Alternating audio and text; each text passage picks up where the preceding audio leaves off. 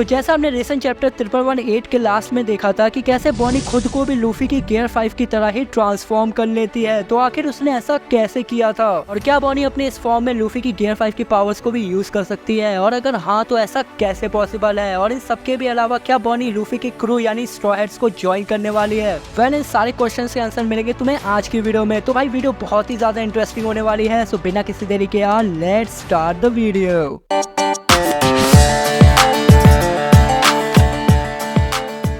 तो भाई बॉनी का इंट्रोडक्शन हुआ था हमें सबोडी आर्क के दौरान, जब हमें सारे सुपरनोवास को इंट्रोड्यूस कराया गया था, जिनमें से एक बॉनी भी थी। और जहां हमने बॉनी को देखा था कि कैसे वो अपनी पावर्स का यूज करके कुछ मरीन ऑफिसर्स को बच्चा तो कुछ को बूढ़ा बना देती है, और जिसे देख के हमें लगा था कि शायद बॉनी के पास एज डेविल फ्रूट की पावर है, जिससे वो लोगों की एज को मैनिपुलेट कर सकती है। जैसा कि हमारे ओडा सेंसे ने हमें SBS के वॉल्यूम 107 में बताया भी था कि कैसे बॉनी के पास एक टोशी नाम का डेविल फ्रूट है, जिससे वो लोगों की एज को मैनिपुलेट कर सकती है, और जिस पावर को वो बहुत जल्दी मेन स्टोरी लाइन में भी इंट्रोड्यूस करेंगे। इसीलिए जब एगेड आर्क की शुरुआत होती है, जहाँ पे सैटर्न बॉनी को जब ऑलमोस्ट मारने वाला होता है, तो वो उसे मारने से पहले फाइनली उसकी पावर्स के बारे में उसे रिवील करता है, जहाँ वो बॉनी को बताता है कि कैसे जो बॉनी की पावर्स है वो उसे एक्चुअली में सैटर्न ने ही दी है। और यहाँ पे अब मैं तुम्हें बॉनी की रियल पावर्स को एकदम डिटेल में एक्सप्लेन करने वाला हूँ, तो आप वीडियो को थोड़ा ध्यान से देखना। तो जैसा कि सैटर्न बॉनी को मारने से पहले उसे फाइनली ये चीज रिवील करता है कि कैसे जो बॉनी की पावर्स है वो उसे एक्चुअली सैटर्न ने ही दी है, जहाँ सैटर्न उसे बताता है कि कैसे बहुत पहले उसने बॉनी पे एक एक्सपेरिमेंट किया था, जहाँ वो देखना चाहता था कि क्या एक बेबी यानी बच्चे को डेविल फ्रूट पावर्स दी जा सकती है बिना उन्हें डेविल फ्रूट खिलाए।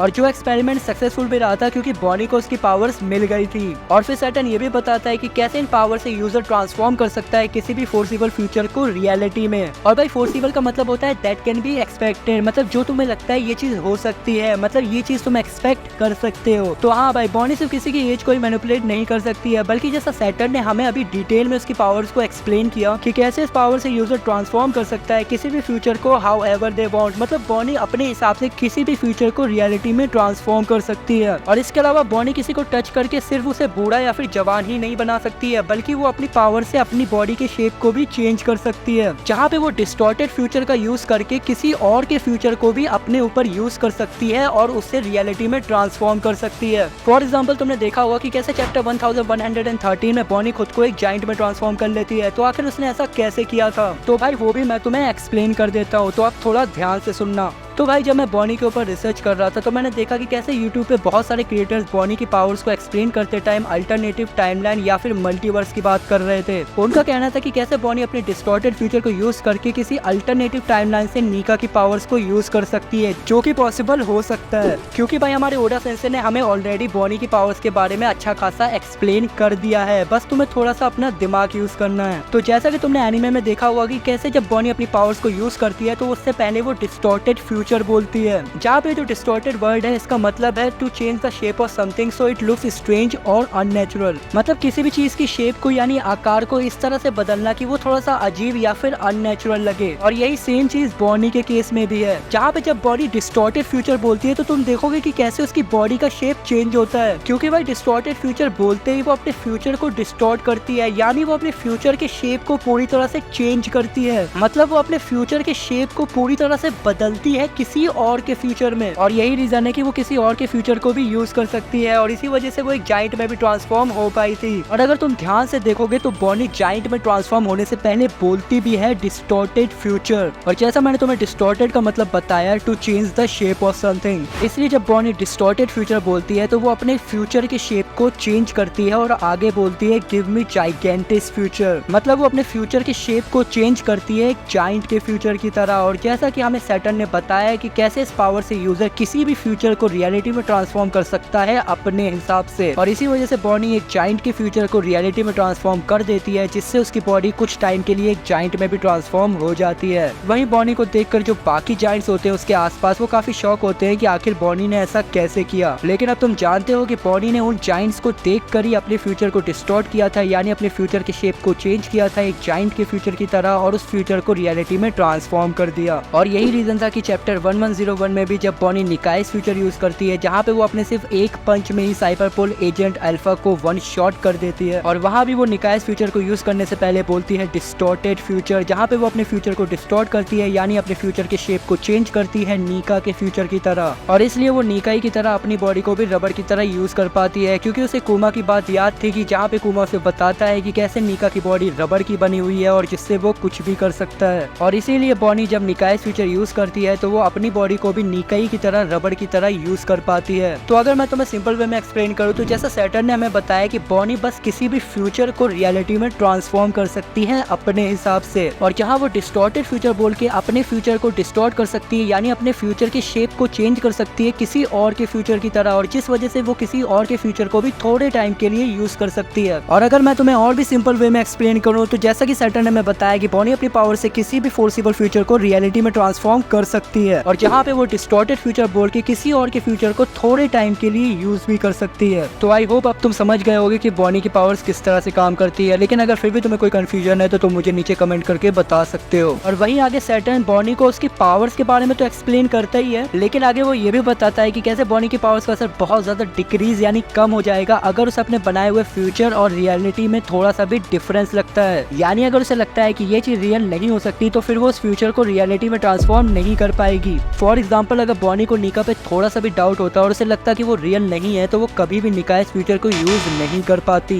क्योंकि उसे अपने फ्यूचर पे पूरी तरह से बिलीव यानी भरोसा होना चाहिए और तभी वो उसे रियलिटी में ट्रांसफॉर्म कर सकती है। और सैटर्न उसे यहाँ पे यही बता रहा होता है, लेकिन बॉनी ने नीका के बारे में अपने पिता यानी कुमा से सुना था और इसी वजह से वो नीका को हमेशा से ही सच यानी रियल मानती थी और उसके इस भरोसे यानी बिलीव की वजह से ही वो निकाइस फ्यूचर को भी यूज कर पाई थी। और वहीं आगे अगर तुम थोड़ा सा ध्यान दोगे तो तुम देखोगे कि कैसे जब बॉनी अपने निकाइस फ्यूचर को यूज करती है तो वहाँ पे वो सिर्फ अपने एक हाथ को ही रबड़ की तरह यूज करती है अपने एनिमीज पे अटैक करने के लिए, क्योंकि भाई उस टाइम तक उसे ये चीज नहीं पता थी कि एक्चुअली में नीका दिखता कैसा है। लेकिन जब आगे मांगा में वेगापंक उसे रिवील करता है कि कैसे जो लूफी है वही द सन गॉड नीका है, तो ये सुनते ही वो पूरी तरह से शॉक हो जाती है। और इसीलिए जब रिसेंट चैप्टर में वो फिर से निकाइस फ्यूचर को यूज करती है तो इस बार वो अपने आप को पूरी तरह से नीका में ट्रांसफॉर्म कर लेती है, जहाँ पे उसके बाल और कपड़े बिल्कुल ही लूफी की तरह पूरी तरह से व्हाइट होते हैं। और तुम कह सकते हो कि वो लूफी के गियर 5 को पूरी तरह से कॉपी कर लेती है। और बॉनी सिर्फ लूफी के गियर 5 में ट्रांसफॉर्म ही नहीं होती है बल्कि वो उसके गियर 5 की पावर्स को यानी उसके अटैक्स को भी यूज कर पा रही होती है, जैसा कि हमने रिसेंट चैप्टर में देखा भी था। और ये सब बॉनी अपने डेविल फ्रूट की मदद से कर पा रही होती है, जो कि उसके डेविल फ्रूट को एक बहुत ही ब्रोकन यानी एक बहुत ही पावरफुल डेविल फ्रूट भी बनाता है। मतलब अगर बॉनी चाहे तो वो लूफी की तरह किजारू की पावर्स को भी यूज कर सकती है और लाइट की स्पीड से ट्रेवल कर सकती है, और शायद वो ब्लैक बेट की यामी यामी नोमी यानी डार्कनेस की पावर्स को भी यूज कर सकती है, क्योंकि जैसा कि हमने रिसेंट चैप्टर में देखा कि कैसे वो लूफी की तरह ही उसकी गियर 5 में ट्रांसफॉर्म हो सकती है, और जहाँ पे वो लूफी की गियर 5 की पावर्स को भी यूज कर पा रही है। और मैं तुम्हें बता दूं कि लूफी का डेविल फ्रूट एक बहुत ही स्पेशल डेविल फ्रूट है जो कि इसे पावर देता है द सन गॉड नीका की, और जिस डेविल फ्रूट के पीछे वर्ल्ड गवर्नमेंट पूरे 800 साल से पड़ी हुई है, लेकिन आज तक वो उस डेविल फ्रूट को हासिल नहीं कर पाई। तो हाँ भाई, लूफी का डेविल फ्रूट एक बहुत ही special mythical zone type devil fruit है, और इसीलिए अगर बॉनी लूफी की पावर्स को यूज कर सकती है तो वो डेफिनेटली किसी की भी डेविल फ्रूट की पावर्स को यूज कर सकती है, बस उसे उस फ्यूचर पे भरोसा होना चाहिए। बाकी तुम क्या सोचते हो इस बारे में मुझे नीचे कमेंट करके जरूर बताना। और वहीं आगे हम बात करें कि क्या बॉनी अब स्ट्रॉ हैट्स को ज्वाइन करने वाली है, तो हाँ भाई, इसके बहुत ज्यादा चांसेस हैं कि बॉनी लूफी के क्रू को ज्वाइन कर सकती है, और जिसकी हिंट हमें बहुत पहले दे दी गई थी जब लूफी ने अपना एडवेंचर स्टार्ट ही किया था, और जहाँ वो बोलता है कि उसे अपने क्रू में एटलीस्ट यानी कम से कम 10 मेंबर्स तो चाहिए ही चाहिए। और अभी के टाइम में लूफी के क्रू में टोटल 9 मेंबर्स हैं लूफी को छोड़कर, तो इससे चांसेस बहुत ज्यादा बढ़ जाते हैं कि शायद बॉनी लूफी के क्रू को ज्वाइन कर सकती है, क्योंकि अब बॉनी जान चुकी है कि लूफी ही नीका है और जिसकी कहानी वो बचपन से कोमा से सुनती हुई आ रही है। और बॉनी की नजर में नीका एक हीरो है जो लोगों को फ्रीडम दिलाता है और जिसे बॉनी बहुत ज्यादा एडमायर करती है, तो इससे बहुत ज्यादा चांसेस बढ़ जाते हैं कि शायद बॉनी सामने से ही लूफी के क्रू को ज्वाइन कर ले।